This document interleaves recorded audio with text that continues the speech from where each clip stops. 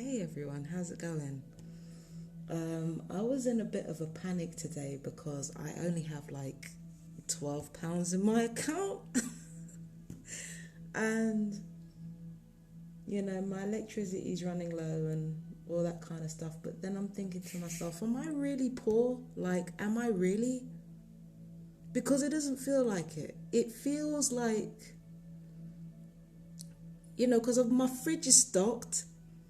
When it comes to the electric, that's going to keep running and I'll definitely be able to pay that back when my payment does come in. Like, it just feels like because I don't have the option of just buying whatever the hell I want, it suddenly means that I'm poor. But that's not what poverty is. Poverty is not about not being able to buy takeout when you want it. It's literally about having no food, no clothes, no shelter, no nothing. I'm not fucking poor. Like, I'm broke, sure, but poor is a whole different thing altogether. And it makes me realize, like, how much I've been mismanaging my abundance and what my attitude towards my abundance is. And how much waste had been a part of my life as well. So yeah, it's really made me rethink, am I really poor? I've got food in the fridge. Like, my electric is going to stay on. And then on top of that, look at this shit. How can you fucking have all this and then say you're poor? Like, really, on some real shit. How? But yeah, anyway. The council got back to me because I contacted my landlords directly and said that I changed my mind. And the council got back to me through the landlords because because everybody agreed it was best. And I was like, yeah, agreed. And I want to read to you exactly what they've told me. So basically says, Happy New Year. I've spoken to the landlord with regarding your request to stay, and they're willing to offer a new tenancy, but they have some caveats. First, she'd like to request that any issues you have with the property are first raised with the council. That was always in place anyway. It's just that I wanted to leave.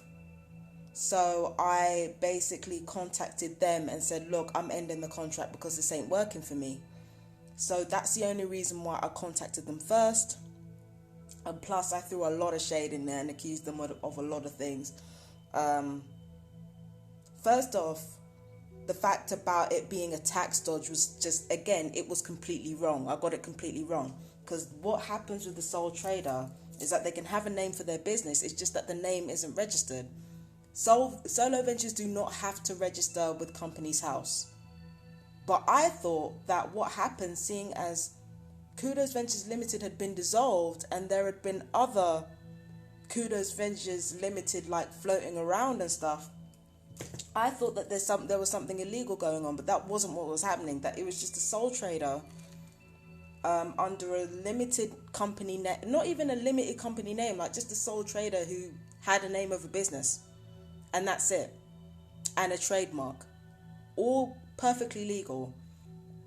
So I kind of fucked myself up there by not doing my research properly into that. But one thing that absolutely did happen was that this sole trader basically went around talking to everybody about me, saying that they couldn't say anything to me without getting me upset. First off, they've been talking crap about me, talking smack about me to literally everybody coming here. And then on top of that, I have to admit, their Achilles heel in talking smack about me to other tenants. I think that's partly the reason why the landlord doesn't want me talking to them. Is because they talk smack about me to everyone else and they know I'm going to confront them about it. So they've been talking smack about me to everybody. They've been gaslighting me, and no, they're completely unprofessional. And they've been telling like literally other tenants about how the owners wanted me out and stuff like that. That still happened. All of that still happened. With regards to the landlord telling other tenants, before you tell the fucking tenant that the owners want the tenant out, what the fuck are you doing? So that's unprofessional as fuck. And then on top of that, this is where unprofessionalism actually saved this landlord. This is where it actually saved them. Because what they did, I call them the relocation agent, landlord, whatever. What they actually did, the first thing that they did with that neighbour, those neighbours that have been harassing me for 2 months straight, the first thing that landlord said to them was, do not provoke her. That is the first thing that they said. So their lack of professionalism in this case saved their ass, because the first thing that they actually said was, do not pick a fight with this person. But they still told this person that I had mental health issues, and they still broke my confidentiality to another tenant. Because that's something that they like to fucking do. So, having caveats, sure. I mean, it's you know, they're representing the landlords. The landlords are the ones that own the property, not me.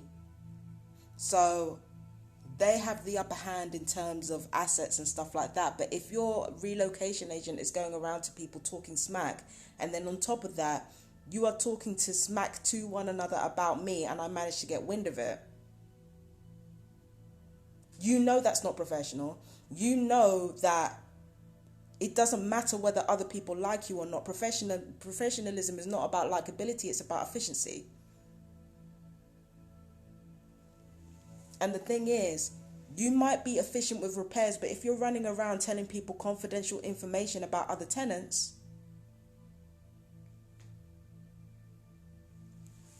but anyway, let me continue with this.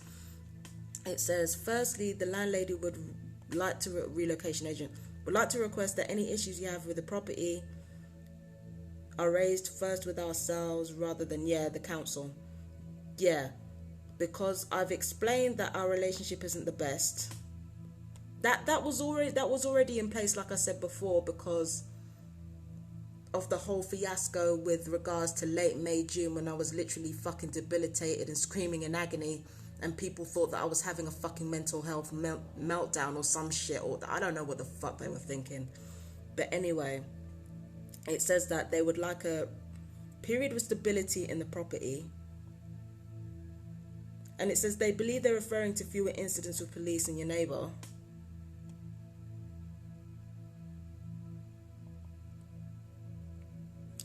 I mean, this is the thing. Under normal circumstances, I've threatened to kick somebody's ass 3 times. Let's review this. I threatened to kick somebody's ass 3 times, okay, for racially harassing me. Not even racially harassing me, just harassing me. I threatened to kick somebody's ass 3 times. Threatened to kick a neighbor's ass 3 times. I have been screaming, I have been yelling, I have been fucking banging on doors and shit. So the fact that this person is asking me to chill, under any normal circumstances, this would be completely reasonable. They're not asking for much. All they're asking for is for the situation to calm down. That's all they're asking for. Like, we'll let you stay, but just chill. Reasonable. Completely reasonable. But again, if you are asking for reasonable things, but then you do unreasonable things, and you disrespect me, and you engage in talking smack about me to absolutely everyone in order to preempt what I might say about you, that's fucked up. That's fucked up. Ordinarily, I'd be like, you know what, that's reasonable. If you want more peace in your home, you want more peace in your home, like it's your home. You know, you're representing the people who own it. So that, completely reasonable. But again, when you're doing unreasonable things and you're engaging in reactive abuse, how reasonable do those requests become? Just chill. Like I said, if I wasn't being gang stalked, all of this would be completely reasonable. The expiracy, yeah. If they decide that they can't have me there, then it would be like a 2-month notice period. But even then, if I was to get a Section 21, then I'd be advised to stay until I actually got an eviction notice, and that could take another few months. So even if they decide, no, we don't want you staying there, I wouldn't have to leave immediately. So it's a no-lose situation for me, really. And the thing is, I wouldn't be intentionally making myself homeless, because if they decide to themselves, well, we can't have you there then technically I didn't make myself homeless. I already said that I changed my mind. I already said that I'm willing to stay. If they turn around after this email and say that, you know what, we can't have you there, then the council has to find me somewhere. So either way, for me, it's a no-lose situation. Even if it was a no-lose situation, though, I'm still going to tell the truth. It's no skin off my nose. So this is the email that I sent back. I said, hi, thanks for getting back to me. Please thank the relocation agent for getting back to me via yourself. And under normal circumstances, their caveats would be completely reasonable. However, it must be noted that any anger issues on my part are usually due to 5 things. 1, ignoring long periods of harassment, community-wide slander, and hate crimes to keep the peace. 2, being gaslit and disrespected by authorities such as mental health, landlords, and recently being deliberately terrorized by police. 3, borderline personality disorder. 4, premenstrual dysmorphic disorder. 5, being subject to severe bodily harm remotely, Havana syndrome. If I'm doing my best to maintain my temper and the family still continues to terrorize me, then responsibility will fall on the council, the relocation agency, police, and should they be involved, mental health. Also, as both myself and my neighbors are vulnerable. Now, when I say things like that, the favorite thing of these people to say is, she has no authority. Well, duh, I'm vulnerable. If I had authority, you wouldn't be responsible for jack shit. If I'm the one with the authority and I'm the one banging on people's doors and screaming and yelling and saying, I will kick your fucking ass. If I'm the one with the authority and I'm the one who's doing it, then all of this is a moot point, because then I'd be responsible as the authority figure. I'd be responsible. If I'm a businesswoman or a relocation agent or a member of police or a member of mental health and I'm gaslighting or emotionally terrorizing someone, if I'm not doing my job correctly, then in other words, if I'm on the same level as these people, if I actually do have authority, then none of this matters. But it's because I have no authority that this shit matters. It's not about me. It's not down to me. This is what the government have stipulated. This is what the government have stipulated. It's got nothing to do with me and whatever I want it to be. If I'm vulnerable, if I'm not vulnerable enough to decide whether or not I should be sectioned, then I'm definitely, if I'm vulnerable enough not to have any real say in how my life turns out,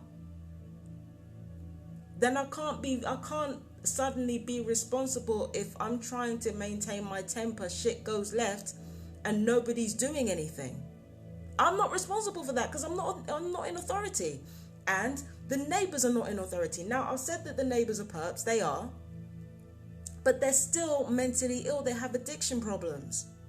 So the thing is, if the family are vulnerable and I'm vulnerable, I've tried to talk to police and mental health. They've tried to talk to police and mental health, and nobody's fucking doing anything but making the shit worse.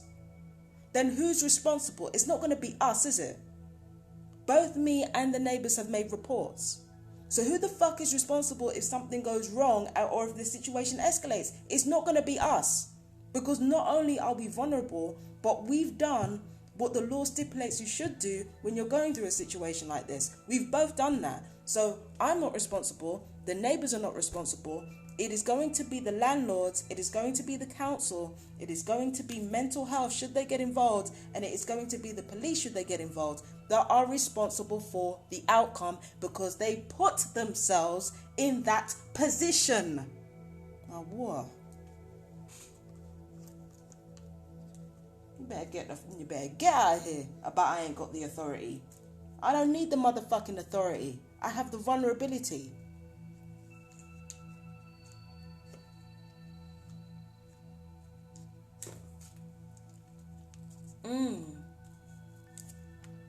Oh my gosh. Yoga. Sorry.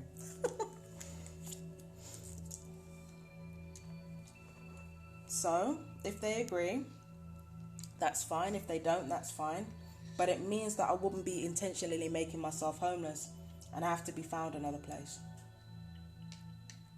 But I said what the fuck I said. I didn't start screaming and yelling because, it's fun for me to do. I go through a lot every single day of my life. And not everybody does what I do. But when you're literally being tortured every fucking day of your life, and if you're part of that torture, you have no room to talk.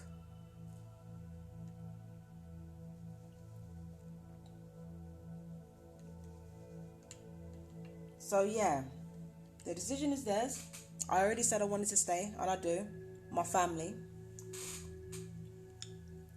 Even though my family, I don't know if my family really deserve that type of loyalty from me, but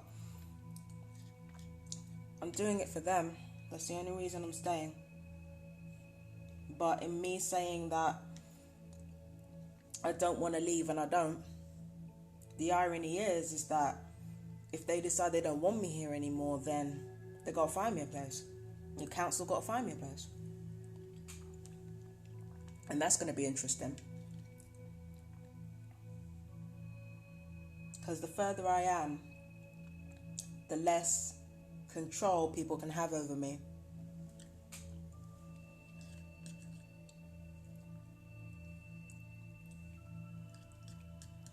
So that's going to be an interesting development. But yeah, no, like, again, I deal with these people who say all these pretty things, who say all these reasonable things, who may, from a normal perspective, like, they try to apply normal ass fucking requests to an abnormal situation, and then they end up doing abnormal things themselves to said person.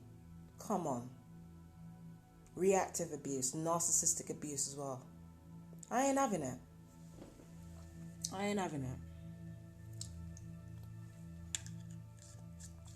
But I have decided to stay for now.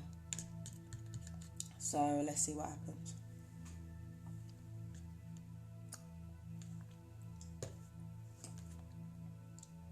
Yeah. Anyway, yeah. And then on top of that, because of the abuse, rumors have been spread around about me at that school the kids have been going to. One kid pointed me out and said that, people were saying terrible things about me. And then I've got people in the street doing this. So, already there's been smear campaigns going around about me and then people talking shit community-wide. So that also has to be, taken into account as well. Like, everything that I've suffered, and then you still got the fucking nail bar people trying to fucking side with the family. This family have been showing their fucking ass for 2 months.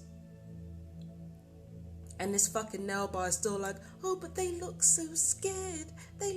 Why do you think they look fucking scared? It's because I've been telling the truth the whole time. And they're involved in something way more sinister than just fucking with me. That's why they're scared. Even after I threatened to beat the mum's ass, they were still harassing me and calling me a dumb nigger. Even after that, they were still calling me a dumb nigger, like, through the fucking wall. They were literally showing their ass, and you want to talk about them being scared. You're full of shit. That's why I don't talk to these people, I don't fuck with that. Because at the end of the day, if people can play with your biases like that, and if you're willing to fool yourself like that I'm the villain of the piece because you're scared of me, nah, I ain't got time for you. I ain't got time for you. No, you clearly letting your biases do the talking. You heard that family call me all kinds of niggas and shit like that, and still you want to talk about how scared they are. Get the fuck out of here.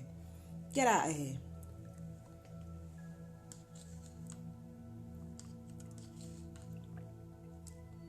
And not oh, now we want one what? But you heard that for 2 months. Every day. Screaming. Cursing. Spying on me. You heard it all. But they're scared. And they're white. Fuck you.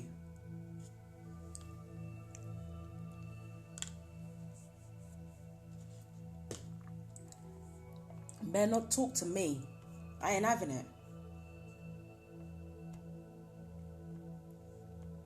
But anyway, yeah, those were the emails. But the thing is, again, my options are looking good either way. So it really is up to the landlords what they want to do. I don't care either way, I'm sorry, but my options are looking good either way, because I didn't say I wanted to leave. So, and let's talk about that actually. The relocation agent actually tried to gaslight me into leaving of my own accord at one point. Like, no. You can't come up with that kind of unprofessional behavior and make caveats. You better behave your fucking self. That's the caveat.